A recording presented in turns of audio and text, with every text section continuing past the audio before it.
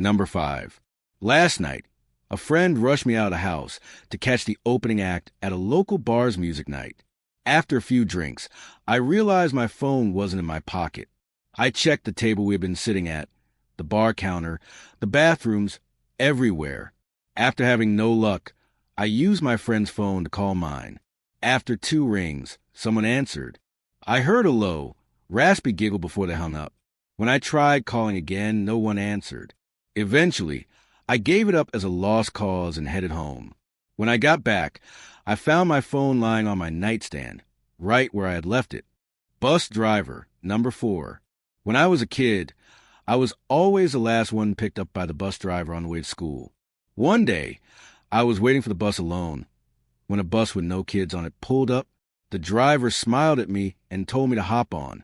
Something about it felt wrong. I asked, "Where are the other kids?" He said, "We'll go get them now, just get on." He started getting more and more pushy, but he didn't do anything extreme. I just kept saying no. Eventually, he shrugged and drove off. A few minutes later, the real bus pulled up and took me to school. My parents didn't find out until I mentioned it that night. Looking back, they were really worried. I remember them scrambling to make a few phone calls. The lady next door, number 3. A few years back, I rented an apartment from a friend. He had recently bought it and completely renovated it. He put up for sale but couldn't find a buyer, so I offered to rent it in the meantime. After moving in, I realized there was something wrong with the lady next door. She was about 45, but looked much older.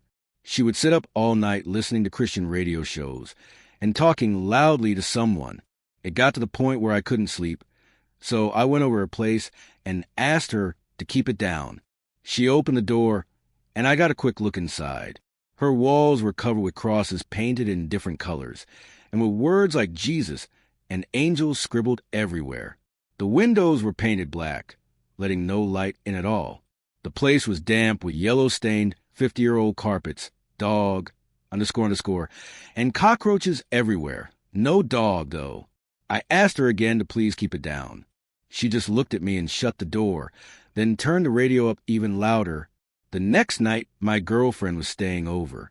I woke up in the middle of the night and saw a shadow of a person next to the bed, looking at us sleeping. I thought I was hallucinating, as I sometimes do in the dark when I'm half asleep, but then the shadow started talking. It was my neighbor, and she was holding something in her hand. She had broken in during the night. Who knows how long she'd been standing there. "You should lock your doors at night," she said, then walked out. The next morning I heard strange noises below my bedroom window. It was my neighbor talking to herself in tongues. She had a plastic bag with her rotting dead dog inside. It was hot outside, and I could smell death from the bag. At that point I was terrified. She was obviously very unwell. I knocked on another neighbor's door to ask what the hell was going on. He was as scared as I was. Apparently, she had broken into his apartment one evening while he was watching TV with his kids. He got up from the couch to get a snack, only to find her behind the couch staring at him, holding a power drill. Now I knew what she'd been holding when she stood at our bedroom door. I called the cops. They already knew about her. Apparently, she was a violent schizophrenic who hadn't been taking her meds. But they couldn't force entry or take her away from her own home without cause. All they could do was wait until she went outside. I stayed up the next 2 days, waiting for her to run out of cigarettes. When I heard her leave at 2 a.m. to cross the road to the 7-Eleven, I called the police. They had 3 cars and a special van there in less than 2 minutes. They restrained her, put her in the van, and drove off to some institution. In less than a minute, it was like she had never been there. I never saw her again, but I still have nightmares about her standing over me while I slept. Night shift / the rock / my mom's bike, number 2. I was about 15 minutes from finishing a night shift at work when there was a massive crash at one of the office windows. I got up to check it out and found that someone had thrown a sizable rock through the front window. It was especially weird because I worked in an industrial district at 11:30 p.m. and none of the other businesses were open. I went back to my desk, called security to let them know, and decided to head home. I freaked myself out on the way and ran to my car. Halfway home, I started to calm down a little. Then I realized I hadn't unlocked my car when I got in. It had been unlocked the whole time.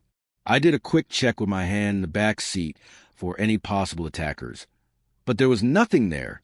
About 30 minutes later, I called a friend who was out drinking and decided to join him. I jumped on my bike and rode over. It was a nice night. I was in no hurry and just enjoying the moonlight. Then I heard someone riding behind me. I straightened up and stuck to one side of the road. He passed me really slowly, and when he was right beside me, he gave me a smile I can only describe as utterly insane. I flinched. As he rode on, I realized he was riding my mom's bike. Needless to say, I sprinted home. Sure enough, her bike was missing, and one of my car's doors was open, the back left one, which I had no reason to open. The payphone, number 1. I worked at a campground on the night shift, 12 a.m. to 8 a.m. Every night I was alone in this little 8x8 shack with nothing around but darkness. It wasn't bad. I'd bring my PS2 and game for a good portion of the night, only dealing with 1 or 2 people on busy evenings. During my first week, the third shift guy who was quitting told me about a payphone a few feet from the shack. He said it rang every night at 4:17 a.m., just once. He figured it was probably an automated test call. He'd never answered it himself. I worked there for a few months. Because it was midsummer, I usually had the windows closed and couldn't hear the payphone. In mid-August, I started leaving the windows open, and sure enough, at 4:17 a.m., every morning the phone would ring once. The ring sounded creepy, like the payphone had been submerged in water and then put back where it sat. One night, I got the nerve to answer. I set an alarm for 4:15, went and waited by the phone, and when it rang, I picked up. There was nothing but dead air, like someone was on the other line, but not speaking. I said, "Hello," a few times and hung up. I did this every night for a week with the same result, then left it alone for about a month. The first week of October, I decided to answer again. I set the alarm, and when the time came, I answered and kept saying, "Hello," into the receiver.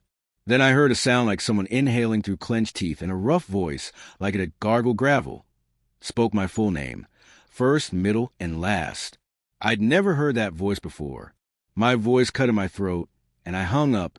I rattled some change into the pay phone, dialed *69, and checked the return number. The call had come from California, and I lived in Indiana.